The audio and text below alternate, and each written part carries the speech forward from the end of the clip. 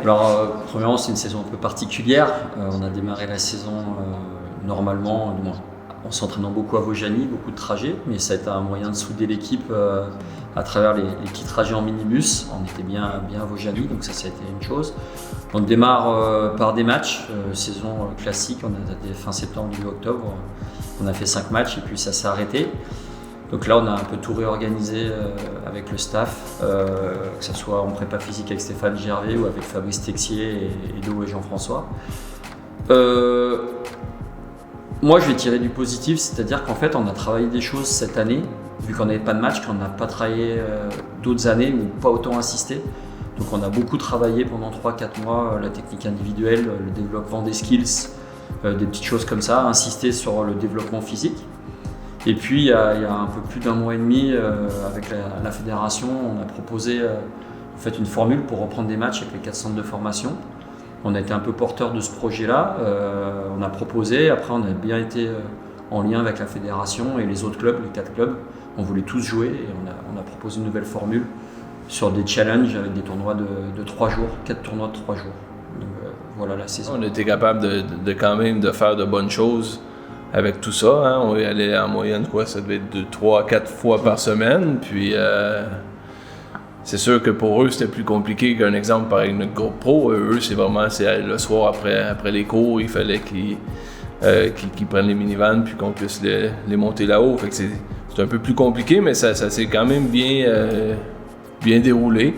Je pense qu'il y a eu quand même une bonne préparation vu les circonstances. Puis on l'a vu dès le départ, hein, ils ont commencé la saison avec 4 matchs assez rapides en 2 matchs au HC74. Et ensuite, on a reçu HC74 2 fois à Vaujany, fait que ça a fait 4 matchs de bon niveau. Puis c'était intéressant à voir, hein, pour commencer une saison comme ça. HC74 avait une belle équipe. Puis ça a vraiment permis au groupe de rentrer dans la compétition. Puis on a vraiment vu des bonnes choses dès le départ. C'est une saison compliquée évidemment parce que il n'y a pas de championnat, il n'y a pas de titre au bout. Donc, comme a dit Romain, c'est compliqué d'avoir la compétitivité en s'entraînant, etc. Mais c'était quand même une bonne formule parce qu'on a quand même fait beaucoup de matchs. Nous, on a pris du plaisir à aller en déplacement avec l'équipe, à avoir cet esprit de groupe. Et voilà, franchement, moi en tout cas, personnellement, j'ai adoré. On a joué au hockey, on était avec l'équipe, nos potes. On a beaucoup travaillé, on a gagné beaucoup de matchs. Donc, au final, pour moi, c'est une saison, il n'y a pas trop d'aboutissement parce qu'il n'y a pas de trophée. Mais au final, on a quand même pris beaucoup de plaisir et c'était vraiment bien. C'est sûr qu'au début, c'était pas forcément facile de venir tous les jours s'entraîner et tout ça. Parce qu'on savait pas si on allait jouer, donc c'était un peu compliqué. Mais après, quand il y a eu les matchs et qu'il fallait aller jouer, on a eu la compétitivité qu'il fallait. Donc nickel.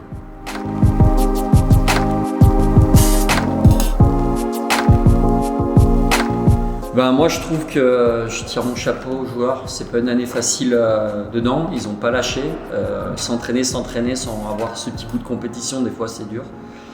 J'ai pas toujours, en plus j'ai été exigeant, ils ont accepté, même si on a eu des hauts et des petits bas, mais plutôt que des hauts, tout le monde a voulu travailler, a voulu progresser, je pense qu'ils l'ont vu comme on a voulu le faire, ils l'ont vraiment intégré et ils l'ont mis en place. Et après, quand les matchs sont arrivés, on a travaillé dur pour être prêt. Ça n'a pas été toujours facile, on a mis beaucoup de patinage, beaucoup plus que les autres années, on a voulu développer ce côté-là. Tout le monde s'est donné et je pense que ça a payé à travers les 4 challenges. Les joueurs ont été capables d'encaisser 12 matchs en 1 mois et ont prouvé à travers leur performance que c'était la bonne chose. Un bon groupe, une bonne équipe, ouais, et des bonnes personnes. Je pense que c'est essentiel à le dire que, voilà, avant de parler de hockey, je pense qu'il y avait des bonnes personnes, un bon climat de travail et une solidarité, donc c'est ça qui est intéressant.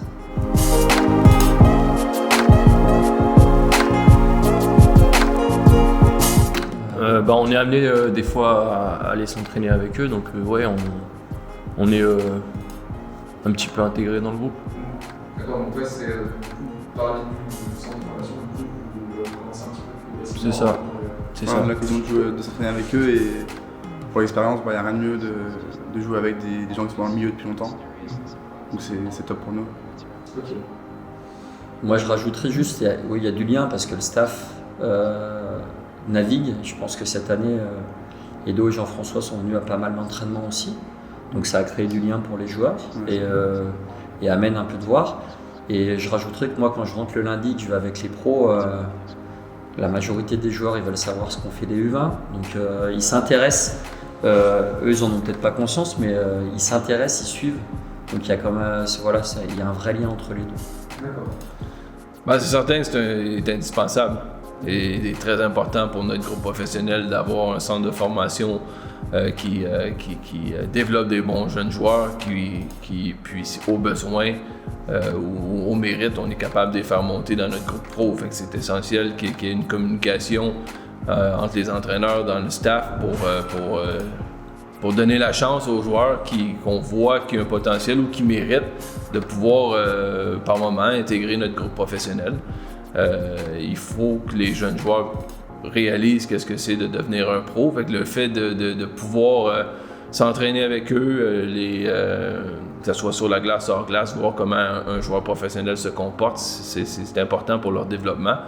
Puis on l'a vu tout au long de l'année, hein, on a sur certains entraînements, on a pris 2 à 3 joueurs. Des fois, on est allé jusqu'à 5 joueurs dont cette semaine, on avait 5 joueurs qui étaient avec le groupe professionnel. Fait que c'est excitant de voir ça. On est souvent surpris. Il y a des jeunes joueurs qu'on essaie des fois pour une première fois. On les voit évoluer en D1 par moment, on les voit évoluer en D2, puis on les voit en junior, qu'est-ce qu'ils font. Ils font des bonnes choses. Puis on ne sait jamais comment ils vont réagir.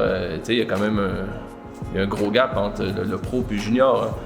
Puis on les met dans les entraînements, puis on est vraiment surpris, puis on est fiers de voir quand ils viennent aux entraînements, ils se donnent à fond, puis ils nous donnent de la qualité. Fait que ça fait partie du boulot du centre de formation, puis c'est qu'est-ce qui est plaisant, qui est excitant de voir quand nos jeunes sont capables d'intégrer notre groupe professionnel.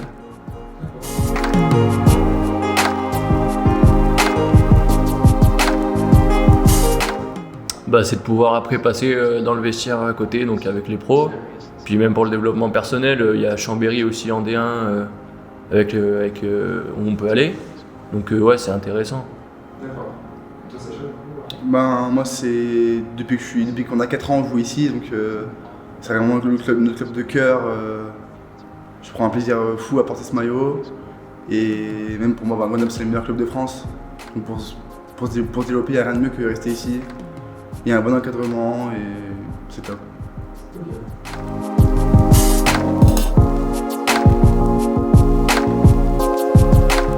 Moi, je dirais, je l'ai dit un peu avant, je pense qu'on peut trouver ça de manière positive dans le sens où, Jeff l'a dit tout à l'heure, on a pu mettre des choses en place avec tout le staff, à se retrouver à 5 entraîneurs sur la glace, qui est en saison normale pas possible pratiquement, parce que les plannings de chacun ne le permettent pas.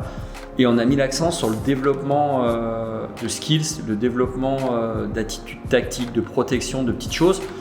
On a vraiment mis l'accent, on y a passé du temps et ce temps-là n'existe pas quand on enchaîne les matchs tous les week-ends. Donc moi je pense que ça c'est pas un frein. La preuve c'est que quand on a remis les matchs en fin de saison et même quand on a joué quelques matchs amicaux contre Chambéry qui est une D1, on a joué Chambéry en n'ayant rien fait de collectif, en allant vraiment sur des 2 contre 2, des choses comme ça. Et on a vu des performances très intéressantes, je pense.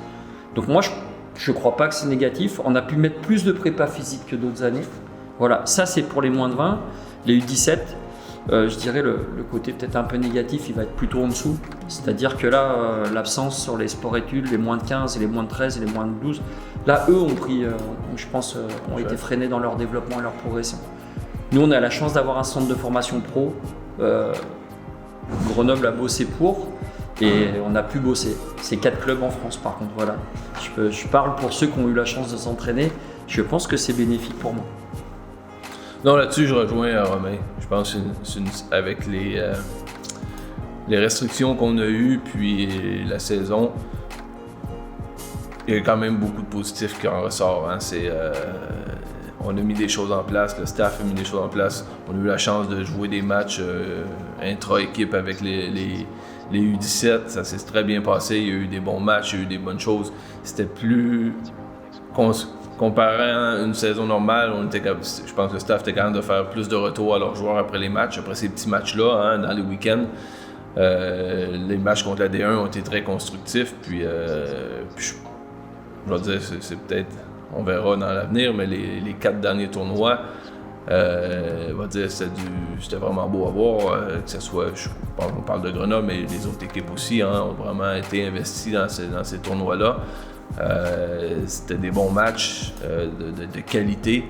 Puis souvent tu vois, je trouve que sur une saison pleine, t'en vois moins que on a eu la chance d'en voir peut-être sur les 4 dernières semaines. Fait que ça a été vraiment le point positif.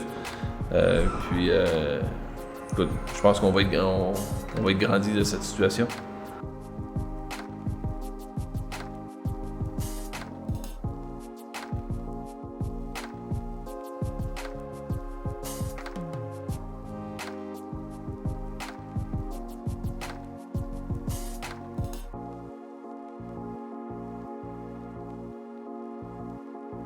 Trop bien d'avoir ces postes-là parce que en fait en début d'année les coachs ils choisissent un capitaine et 2 assistants ou 3 des fois ça dépend. Donc là en l'occurrence c'était Maxime capitaine, moi assistant et Flavien Der assistant. Et voilà, on prend du plaisir, on a un peu ce rôle de leader dans l'équipe. On fait un peu les tâches qu'on voit pas trop en dehors de la glace. Et voilà, moi en tout cas je prends beaucoup de plaisir, c'est un honneur d'avoir ce rôle. Après, on est tous un groupe uni, donc c'est pas compliqué. On se connaît tous quasiment depuis qu'on est tout petit. Puis c'est un groupe qui est sympa à vivre, donc il n'y a pas de souci. D'accord. Et du coup,